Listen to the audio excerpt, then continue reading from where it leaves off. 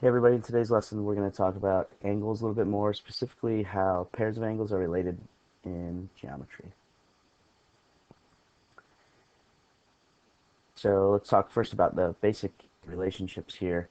Some of these probably look familiar. The first angle pair relationship is a complementary pair of angles.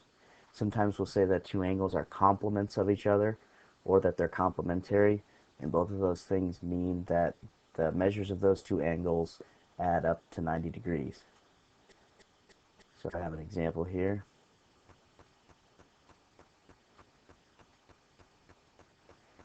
of a 30-degree angle and a 60-degree angle. Those two angles are complements of each other because their measures add up to 90 degrees. Similar to that are supplementary angles, but this time the two angles add up to 180 degrees. We might say that they're supplements of each other. So here's an example here, 135 and 45. One that should probably look familiar but might not be as familiar are vertical angles. Two angles, if they are vertical angles, that means that their measures are equal. So the angles are congruent to each other. And here's an example of that. If I have two lines that intersect, they make two pairs of vertical angles. So I have one pair here that's 110 degrees. They are vertical angles. They're congruent. Their measures are equal. And another pair here across from each other that are 70 degrees.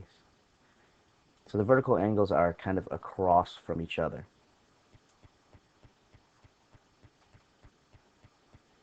And last but not least, we have a linear pair of angles. That's two angles that are supplementary, that add up to 180 degrees. But in this case, they share a side. So here this 135-degree angle and this 45-degree angle share this ray in common. Together, they create this straight line.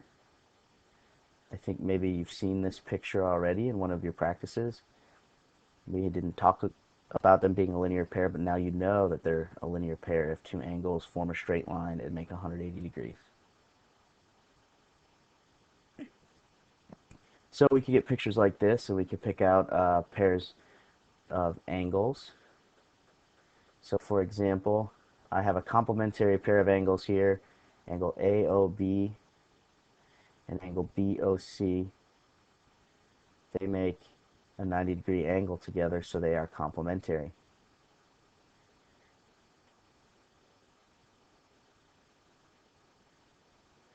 I have supplementary angles, angle AOB again. If I put that together with angle BOD, I'm going to make this straight line, which is 180 degrees. So they're supplementary, which also means that they form a linear pair. So I use both of those the same because linear pairs are supplementary.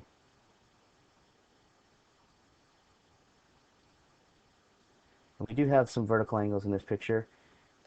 You have to make sure that the vertical angles are formed by two lines intersecting.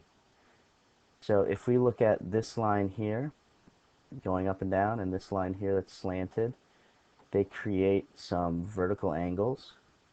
Angle AOE and angle BOD. Those angles are going to be congruent and have the same measure. So this angle here and this angle here.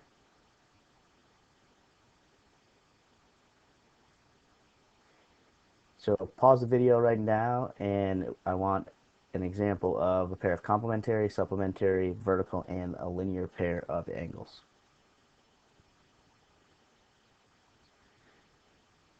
So we have a complementary pair, angle 3 and angle 4. You can see that angle 3 and angle 4, if we put them together, they form a right angle. Supplementary, angle 1 and angle 5.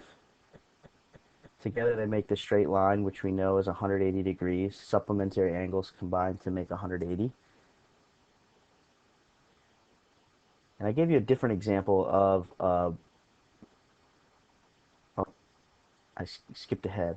I gave you the same example of a linear pair because they're supplementary, but we could find other linear pairs. Vertical angles here are angle 1 and 4. They're formed by this horizontal line and this diagonal line, and they're across from each other here. And you can kind of tell they look like they're the same. If they feel like they look like they're the same, chances are that they are, and they are. 1 and 4 are congruent. They're vertical angles.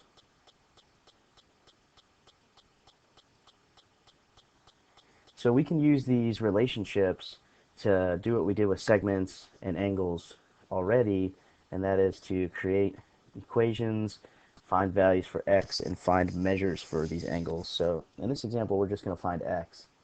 And I have two lines that intersect each other.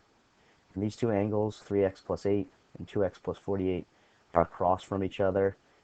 That's a pair of vertical angles. So the thing we know right away is that angle ABC and angle EBD are congruent to each other. So I'd like you to get used to writing that. Write this information and it'll help the process. If we know two angles are congruent, then we know that their measures are equal. And now we can plug in the representations of those measures. So we can plug in 3x plus 8 and 2x plus 48. And now we have an equation set up, and we just use our algebra skills to find x. So I subtracted 2x from both sides, and I'm going to subtract 8 from both sides, and I'm going to get that x is equal to 40. And again, just like in previous lessons, if I plug x in for both of these equations, I should get the value of angle ABC, or the measure of angle ABC, the measure of angle EBD, and they should both be the same.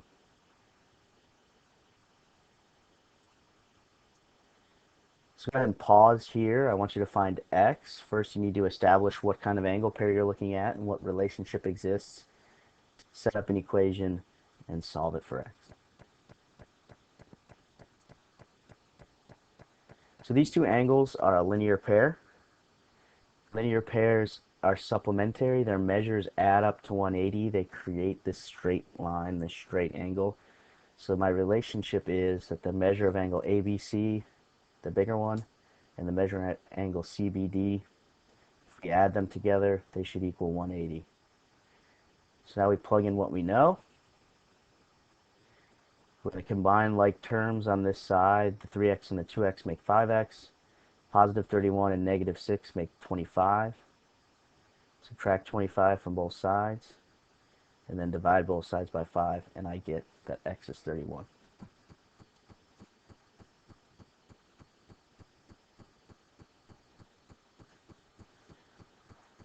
So if we have a ray that cuts an angle into two smaller angles, and those two smaller angles are congruent, then we can say that that ray is an angle bisector. It cuts the angle into two congruent smaller angles.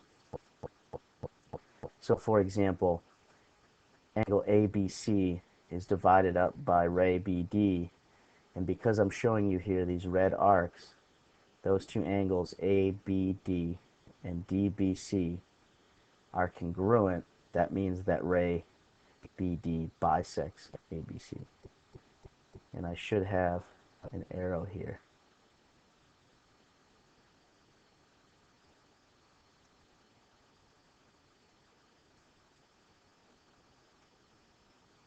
So we can use this again, similar to what we've been doing.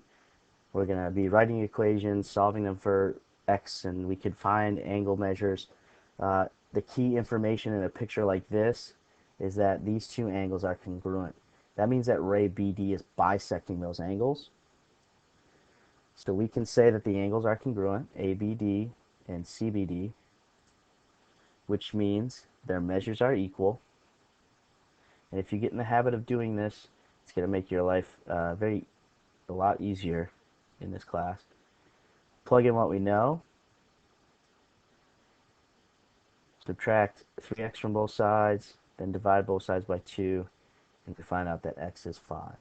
So again, if we plug 5 back in here for x, both of these measures should come out to be the same because we said they were congruent and BD was an angle bisector. So pause again. I'm telling you ray BD is an angle bisector, and I'll correct my mistake here. and I want you to find the value of x.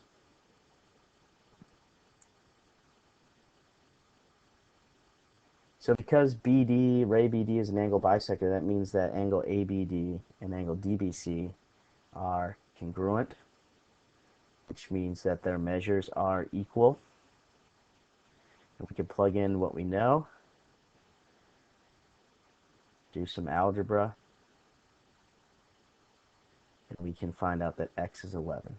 Again, when we plug x in here, we should get that both of these angles are the same measure. So that's a good way to check your answer. If it doesn't work out that way, then you've made a mistake somewhere along the way. So I got two problems for you, two you-dos. Make sure you do them and check them when you get to class. And please ask me any questions that you need to ask about this lesson, about these questions, about anything we've done in geometry so far.